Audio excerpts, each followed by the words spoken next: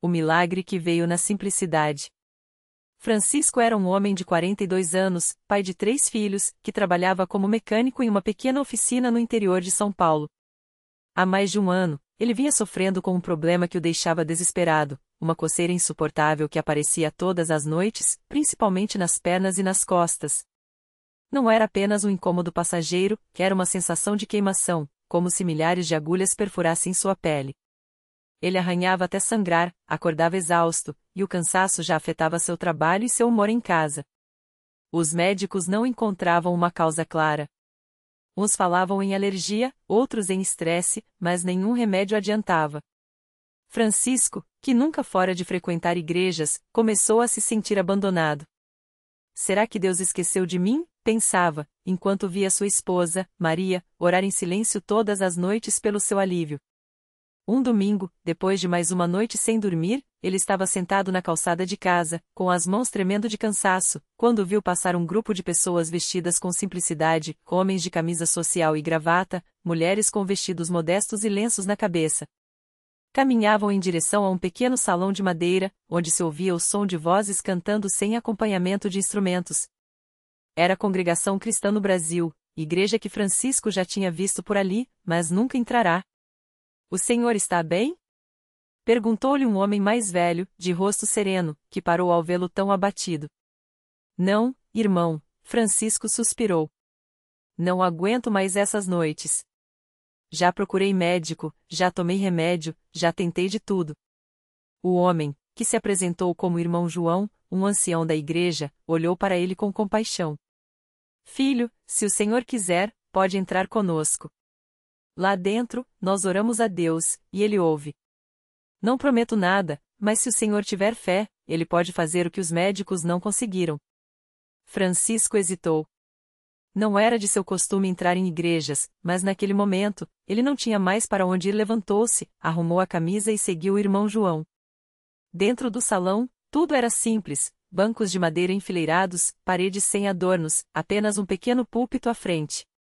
Os irmãos e irmãs cantavam um hino que Francisco nunca ouvirá, mas a melodia tranquila e as palavras sobre confiança em Deus o tocaram profundamente.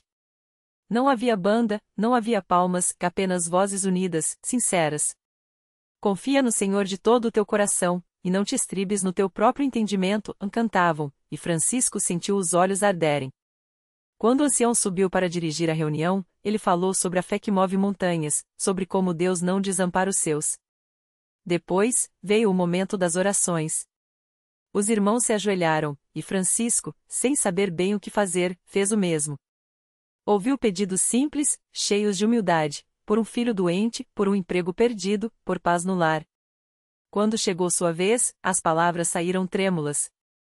Senhor, eu não sei nem orar direito, mas se o Senhor existe, me ajuda. Não aguento mais essas noites.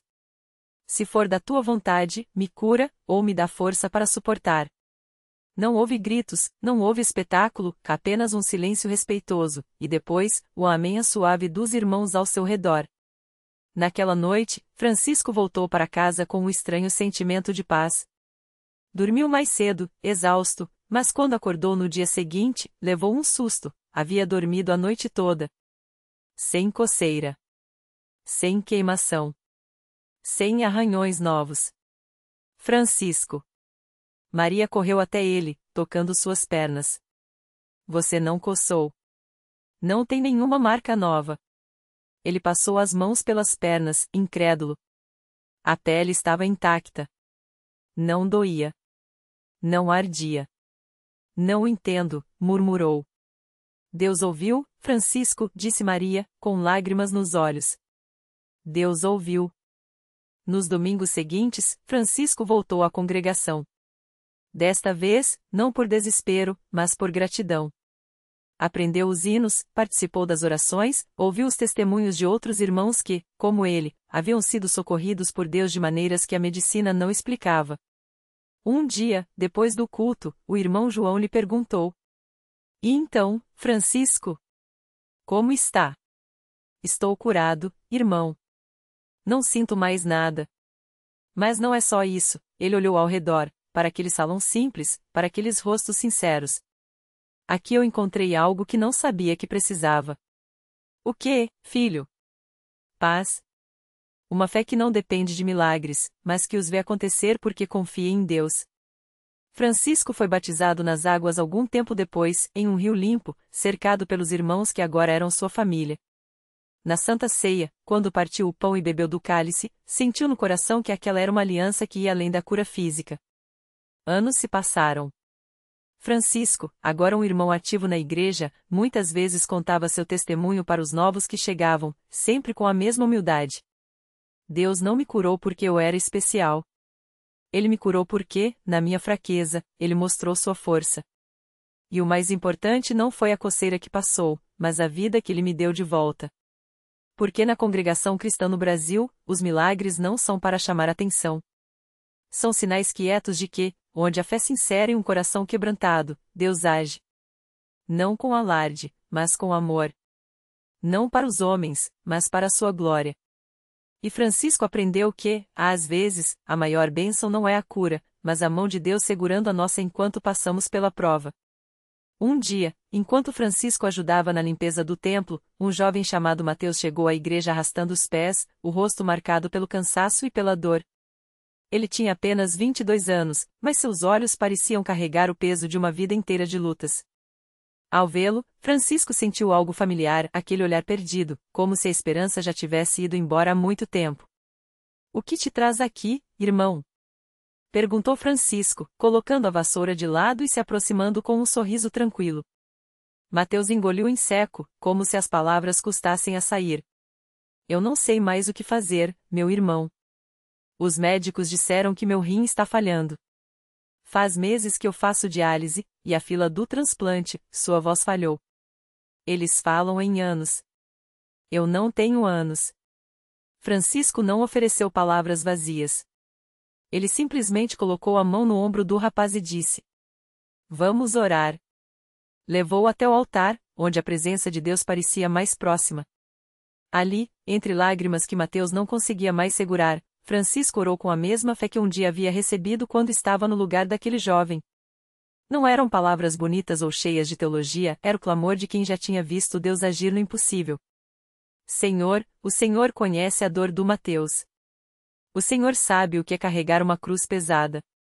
Mas o Senhor também sabe o que é ressuscitar o que estava morto. Toque nele, Jesus. Não pelo que ele pode fazer por ti, mas pelo que tu já fizeste por ele na cruz." As semanas passaram, e Mateus continuou frequentando a igreja, mesmo nos dias em que a fraqueza o deixava quase sem forças para sair de casa. Ele ouvia os testemunhos, cantava os hinos, e, aos poucos, começou a sentir algo diferente dentro de si. Não era só a doença, mas uma paz que não fazia sentido diante das circunstâncias. Até que, numa manhã de domingo, durante o culto, o pastor fez um chamado para os que precisavam de um milagre. Mateus foi até a frente, tremendo, e quando as mãos foram impostas sobre ele, uma corrente de calor percorreu seu corpo, como se algo dentro dele estivesse sendo renovado. Ele caiu de joelhos, chorando não de dor, mas de uma alegria que não conseguia explicar. Na semana seguinte, os exames surpreenderam até os médicos. Seus rins, antes em estágio avançado de falência, mostravam uma melhora inexplicável. Os números, que antes assustavam, agora indicavam uma função renal quase normal. O médico, incrédulo, balançou a cabeça. "Isso não tem explicação científica. Algo aconteceu com você."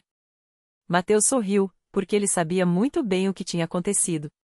Quando voltou à igreja para dar seu testemunho, Francisco estava lá, ouvindo com os olhos brilhantes. Não era só mais uma história de cura, era a confirmação de que Deus não muda.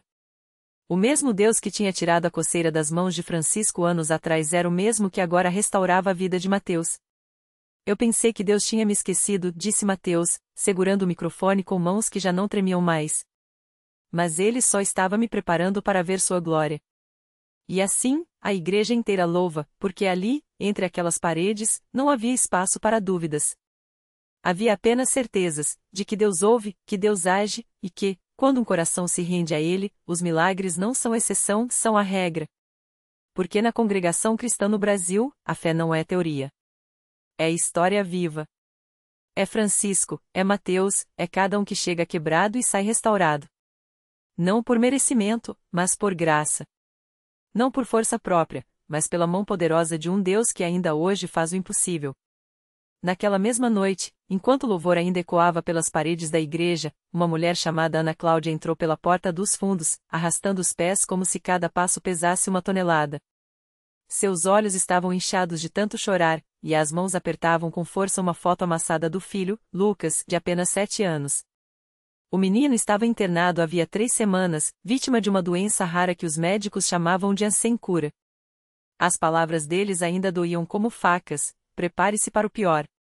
Ela não tinha vindo à igreja buscando milagre. Na verdade, não sabia nem por que tinha vindo. Talvez fosse o desespero. Talvez fosse a lembrança da tia, que anos antes tinha sido libertada de uma depressão ali mesmo, entre aqueles bancos. Ou talvez fosse só o cansaço de lutar sozinha. Ana Cláudia sentou-se no último banco, longe dos olhares, como se quisesse se esconder de Deus. Mas Deus não desvia o olhar de ninguém. O pastor, que ainda estava no altar depois do testemunho de Mateus, sentiu algo no espírito. Sem entender direito por quê, ele apontou para o fundo da igreja e disse: tem alguém aqui com um peso tão grande que acha que Deus não vai agir. Mas eu te digo, hoje é o dia da sua vitória. Ana Cláudia sentiu como se aquelas palavras tivessem sido ditas só para ela. Seu coração acelerou. As lágrimas, que ela achava que tinham secado, voltaram com força. Ela não aguentou. Levantou a foto do filho e, com a voz quebrada, gritou: Senhor, se o Senhor existe mesmo, salva o meu menino. Nesse exato momento, no hospital, a 3 quilômetros dali, Lucas abriu os olhos. Os aparelhos que antes apitavam sem parar começaram a emitir sons estáveis. A médica de plantão, que já tinha visto de tudo, deu um passo para trás, assustada. Os exames que mostravam inflamação generalizada agora indicavam uma melhora inexplicável. Em menos de 1 hora, o quadro do menino estabilizou como se a doença tivesse recuado de repente. Enquanto isso, na igreja, Ana Cláudia caiu de joelhos. Não por fraqueza, mas por uma paz que ela não sentia há semanas. Algo dentro dela sabia: Deus tinha ouvido. Quando ela chegou ao hospital na manhã seguinte, a médica a recebeu com um sorriso que não era de pena, mas de espanto. Não sei como, não sei porquê, mas seu filho está respondendo. Os exames estão normais. É como se ele tivesse sido curado da noite para o dia. Ana Cláudia não precisou de mais explicações. Ela já sabia. Naquela noite, enquanto chorava no último banco da congregação cristã no Brasil, um milagre tinha sido decretado. Não por mérito dela, não por merecimento, mas porque Deus é Deus e Ele ainda opera maravilhas quando um coração clama por socorro. E assim, mais uma história se juntou às outras. Mais um impossível virou testemunho. Mais uma família descobriu que, onde a medicina diz a não, Deus diz a eu ainda tenho a última palavra. Porque ali, naquela igreja, a fé não é só uma palavra bonita. É uma porta que se abre para o sobrenatural. É a certeza de que, não importa quão escura seja a noite, a luz de Deus sempre encontra um jeito de brilhar. E quando Ele age, não há doença que resista, não há tristeza que permaneça, não há vida que não seja transformada. Porque Deus não mudou. E na congregação cristã no Brasil, os milagres também não. Era uma terça-feira à noite quando Maria entrou pela primeira vez na Universal. Não foi por curiosidade, nem por convite de algum amigo. Foi porque não tinha mais para onde ir. Os exames mostravam um tumor agressivo, os médicos falavam em quimioterapia urgente, e o medo apertava seu peito como uma mão gelada. Ela sentou no fundo do templo, com as mãos trêmulas apertando a bolsa, enquanto as lágrimas escorriam sem que ela pudesse controlar. O pastor, ao ver aquele rosto marcado pela dor, não fez perguntas. Apenas se aproximou e disse: Filha, hoje Deus vai te dar uma nova história. E foi assim que tudo começou. Naquela noite, entre orações e louvores, Maria sentiu algo que não conseguia explicar. Não foi só emoção, não foi só alívio momentâneo. Foi como se uma corrente de paz invadiu seu corpo, como se uma voz sussurrasse em seu coração: confie em mim. Ela não entendia como, não sabia quando, mas algo dentro dela mudou. Quando saiu da igreja, o peso que carregava parecia mais leve. Os dias seguintes não foram fáceis. As dores ainda vinham, os exames ainda assustavam, mas Maria não desistiu. Toda terça e sexta, ela estava lá, na frente do altar, com as mãos levantadas, declarando: Senhor, eu creio no teu milagre. Alguns achavam que era teimosia, outros que era desespero. Mas ela sabia, não era nenhuma das duas. Era fé. Até que, 3 meses depois, veio o dia da ressonância. O médico entrou na sala com um sorriso estranho no rosto, como se não acreditasse no que via. Maria, não tem mais nada. O tumor sumiu. Não há explicação médica para isso. Ela não gritou, não pulou. Apenas chorou, porque finalmente entendeu, Deus tinha ouvido seu clamor. Hoje, Maria não é mais a mesma. Não só porque está curada, mas porque descobriu que a fé não é só para os momentos de crise, é para toda a vida. Ela agora está na igreja não como quem busca um milagre, mas como quem já vive um. Ajuda outras pessoas que chegam desesperadas, conta sua história com os olhos brilhando, e sempre repete a mesma frase: se Deus fez por mim, Ele pode fazer por você também. Porque na congregação cristã no Brasil, os milagres não são lendas. São realidades. São vidas restauradas, famílias unidas, sonhos ressuscitados. É o Deus que não desiste de ninguém, que ainda hoje estende a mão e diz: levanta-te, a tua fé te salvou. E assim, mais uma história se soma às milhares. Mais uma não tem jeito se transforma em Deus abriu caminho. Porque onde o homem vê o fim, ele vê o começo. E onde a esperança parece se esgotar, a fé encontra forças para crer no impossível. Porque Deus não mudou. E na Universal, os milagres também não. Era uma tarde de quarta-feira, dia de corrente de oração na Universal, quando uma mulher entrou arrastando os pés, como se cada passo pesasse 1 tonelada. Seu nome era Marisa, e ela trazia no rosto as marcas de anos de luta. As mãos trêmulas seguiam o rosário entre os dedos, mas os olhos contavam uma história que nem as lágrimas conseguiram apagar.